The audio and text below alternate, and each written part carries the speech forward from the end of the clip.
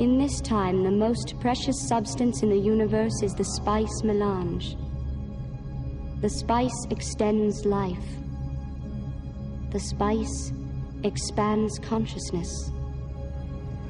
The spice is vital to space travel. Spice? No. Plot? Also no.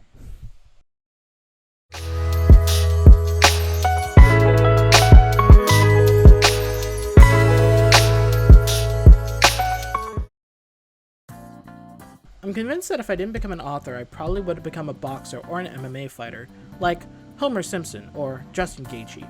The number of times this book proverbially kicked me in the teeth and I kept going makes me wonder if I'm very determined, very stupid, or probably a combination of both. Now, the motherfuckers in the back who are saying, "Oh, if you kept reading this book, it probably did something right." Unfortunately for you, you severely underestimate my deep self-hatred masquerading as a desire to improve my own writing abilities. And this book bills itself as an enemies to lovers story, which makes me think, damn, I want to learn how to write one of those, and I want to know what makes one of those good.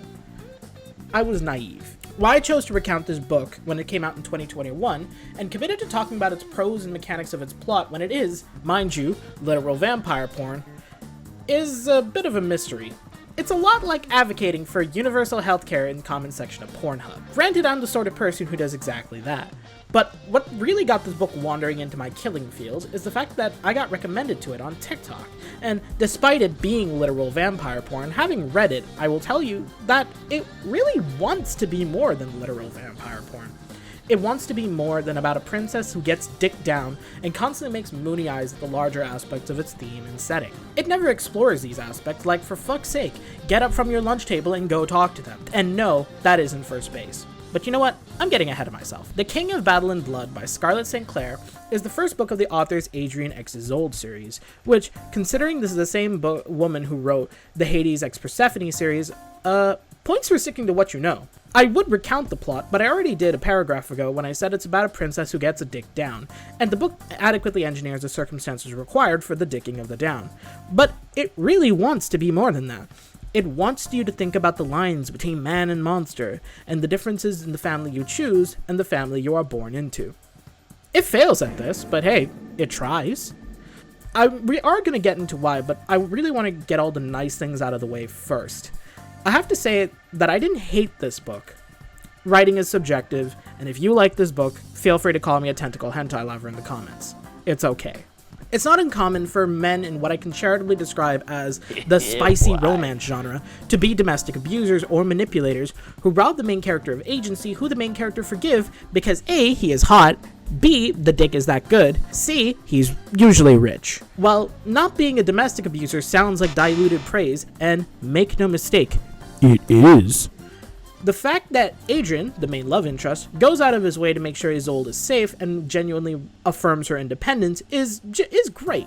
And sure, the sex scenes have a tendency to read like bad anatomy, but they are sometimes compelling. The gist of this book is actually really simple, for those of you who haven't seen the sign that says that it's about a princess getting dicked down. I believe I used that phrase twice now.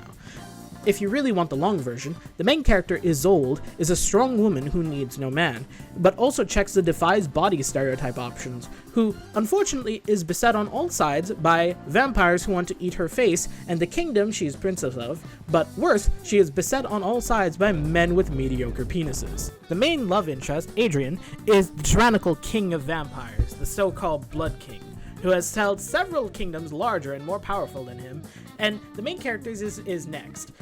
Soon, it is projected that he is going to oppress the entire continent between his undead and very sexy heel. And because this book's apparently a cobbled approximation of tropes, the main character resolves to marry the Blood King and be his trophy wife to spare her kingdom. Now, the scene gets set for the down to get dicked and the two to go from enemies to lovers as God intended. Except, that doesn't quite happen. This book feels like it's caught trying to be a serious and earnest attempt at a low fantasy plot with a romantic subplot. But after serious intense negotiations with smut, here portrayed as Harvey Weinstein, it is forced to split the difference, and the result goes back and forth from between being smut with no plot and taking its plot really, really seriously with all the subtlety of snapping a baby's neck. there are legit moments where a serious plot will be happening and the main character will be like, "Make love to me, vampire daddy." And I know I said this before. I said that they can be compelling at times, but not when it bungle fucks it up like a 16-year-old kneecapping himself with his dad's revolver. In choosing to want it to be smut whilst presenting the cheapest and worst facsimile of a plot, the book failed at doing either well. Though, of course, that could also be more so because the main character is hard to relate to. I mean, I am a straight male, so you would think I am the last person who gets to complain about relatability in a paranormal romance about a princess getting dicked down. First of all, fuck you. But second of all, I get it, I'm not a princess who gets dicked down by vampires, but Isolde exudes this absolute mean girl energy that makes it hard to take her seriously. And now the 14-year-olds who read this book and think it's like the coolest ever will argue that she is flawed and that makes her good. And to that I say, trust me, things get better once you get to college. Isolde is flawed, yes. She can be arrogant, hot-headed, impulsive, and horny. God knows she is horny. Except there's nothing really to redeem her in more immediate terms to a reader. She's often about as intelligent as a gasoline sommelier, and feels like a pus-flavored communion wafer in terms of personality. She has some cool moments, sure, but if a pus-filled wafer had chocolate chips on it, I still wouldn't say it tastes great. What's worse, the story is told from her point of view, so the reader is chained at the hip, and she is, to use a technical term, a fucking idiot. I do need to say up front, first-person narratives aren't my preferred method of reading or writing stories, and this book is fighting from a deficit in that regard, but that hardly matters because Isolde's perspective is the bread on this shit-smeared sandwich, and if I had to evaluate this book as an editor, I would say that there was a solid, steamy romance buried under here, and that's perhaps the most annoying part. And hell, depending on how the second entry actually pans out, there might even be a great one. But its ideas are half-formed, and the book's ambition is outstripped by its pageling. Not to mention Isolde's yammering and imprecise wording, which makes the entire book imprecisely told. This makes a lot of the wider world and setting that the book constantly pines for feel rushed, incomplete, and distant. Worse still, when the details of that world are introduced, they feel irrelevant to me, and I feel like I'm having my time wasted. For example, I don't know how the fuck to use the word preening. But I know for a fact, it's strained against my touch, sensitive with need. It's still so tight. Practically preening. Ain't it? Now, without boring you with all this bullshit writer stuff, if I had to summarize, I would say that the book's ambition far outstripped the page length required, and if you're writing something that's 200 pages long, focus on one core conflict and develop it to its logical conclusion. And for fuck's sake, don't introduce your villain halfway through the story, literally before what should be the climax and the finale. To get what really grinds my gears about this specifically, we're gonna have to speedrun how this book actually plays out. So spoilers if you care, but I guarantee you don't. So Isolde and Adrian get married, and Isolde tries to stab Adrian to kill him. Absolute galaxy brain move. But after they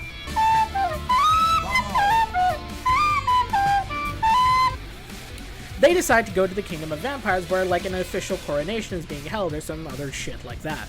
But they find this village that's infected with magic, which, surprise, surprise, hasn't been done by the vampires. They have lots of sex, and I shit you not, that is literally the entire book, well, not the entire book, but half the book, on their journey to the Kingdom of Vampires. But after they get there, things just kind of meander, because Isolde is supposed to have this moment of like, oh man, you mean to say that this kingdom's actually functional? You mean to say that the humans here live nice lives? But the descriptions are so poor and the details feel so relevant. Isolde is so uninteresting, I had to read these 10 chapters to figure out what the fuck is going on. I would like to think that the first part of this book is solid enough. It's not winning any awards anytime soon, but it's coherent.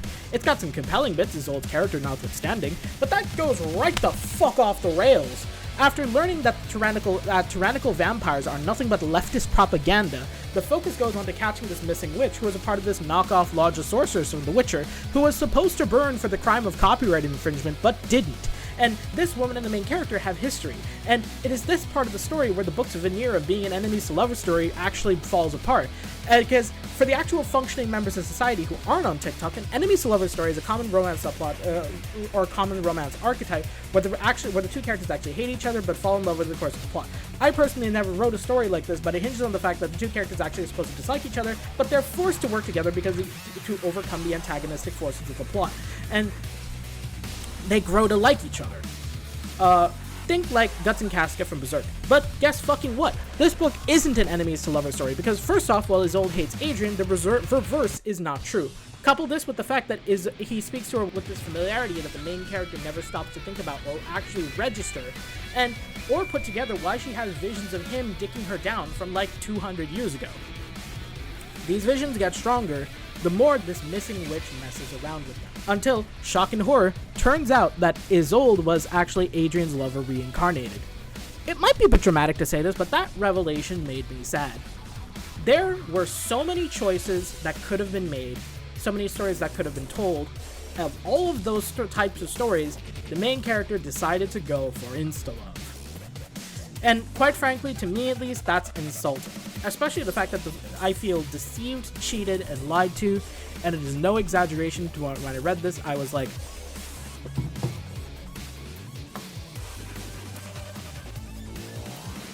my disappointment is immeasurable, and my day is ruined. Towards the end of the book, I could barely tell what was happening anymore, but quite frankly, at that point, I ran out of fucks to give.